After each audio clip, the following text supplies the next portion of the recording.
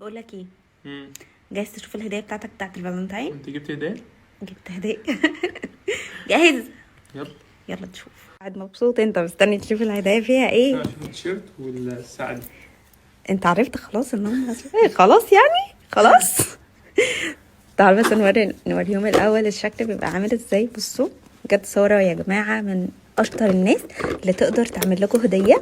استنى بس نوريهم الشكل الاول. الاولى بجد والله الله. خدتش بالي خالص. بصوا ده بيبقى الشكل، اختاروا معاها اي حاجه انتوا عايزينها. فتعالوا بقى بصوا يا جماعه، اصلا هو هيموت ويشوف. شوف يلا بس ما تسكتي بالعافيه.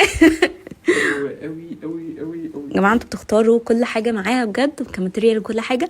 عايزه اقول لكم ان هو من H&M. حتى شوف كده ورينا بجد والله العظيم. بص عندي يعني هي بتختار لكم حاجات قيمه جدا جدا. بصوا فما تقلقوش خالص خالص من اي حاجه. يلا شوف. لك ممتع. فتح الهدايا ده اصلا بيبقى في حته تانية. الريد بول اهم حاجه.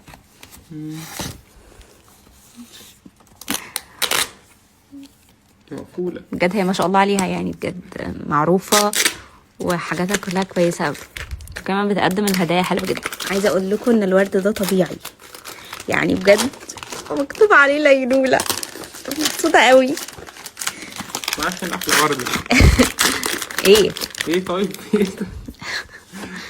اهي. خشوا اعملوا لها فولو بقى، ما تنسوش. الله انا مختارها لك، تحفه جبتها لك اسود علشان اللي انت لابسها دي فضي. تحفه بجد والله عجبتك؟ جدا. هتلبسها مع الساعه التانية. شوفها بس في ايدي. طيب يا لو دي عايزه تشم منها حاجات كتير قوي. وريني.